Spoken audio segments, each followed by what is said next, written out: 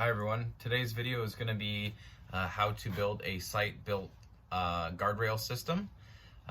You typically will find these systems in most residential applications and commercial applications, especially around any staircase, stair opening, cantilevered area sticking out on a roof, a flat roof. Anywhere where there's a fall hazard, you're going to find a guardrail system.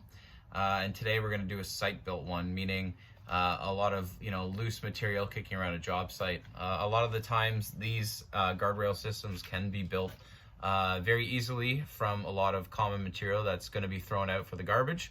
So keep that in mind next time you are on a job site or ever have the chance to be on a job site. You'll notice a lot of this material is sort of just kicking around and a lot of times in the garbage, and it's pretty impressive what you can actually build when you look through a garbage bin.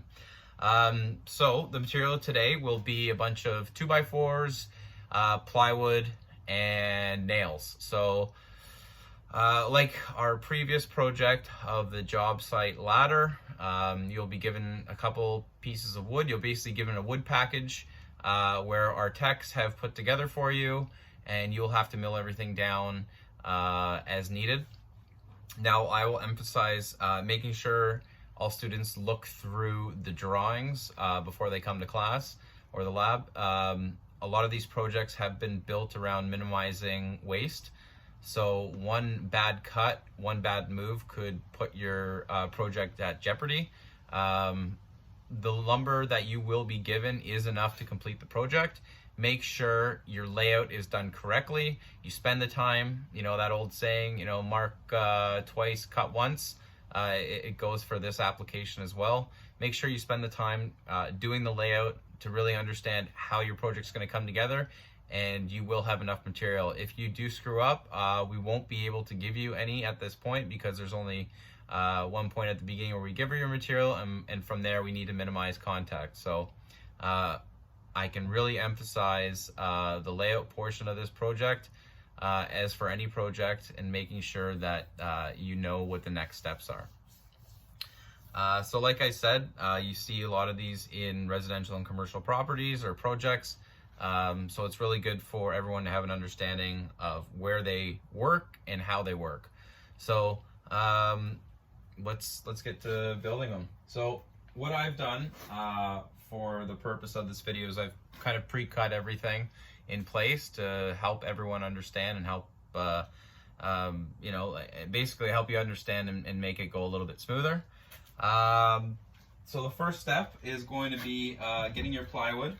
And like I said, you're not going to get it in this piece, but you are going to have to mill it to something like this. Each post will require 2 triangular pieces of plywood, like on each one of my fingers here.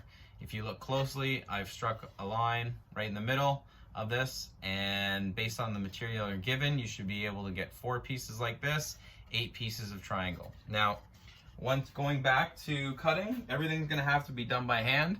So really make sure that you take the time to mark everything out and take the time to cut the line as evenly and as straight as possible.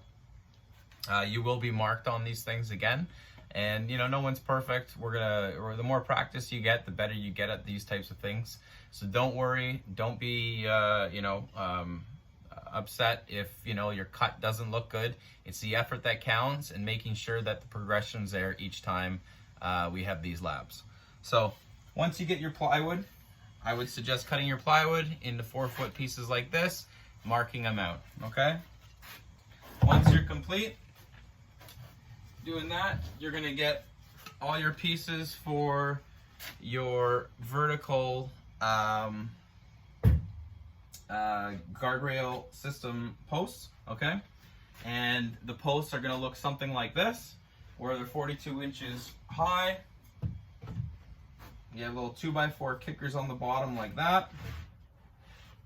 And you have plywood that goes together like this. Now, you will be graded for the amount of hardware, meaning nails you put into these systems. So off the top, you're gonna have to put 2 nails on the back side here. And to tie this all together, you're gonna have to put 8 common nails, 2-inch, into the plywood here. So 4 and 4. Once that is complete, build all 4 posts first, and then work on your toe, mid, and top rails. So I will put this together now, put a couple of them together now, and then we can go over how to install the rails on the top, middle, and bottom.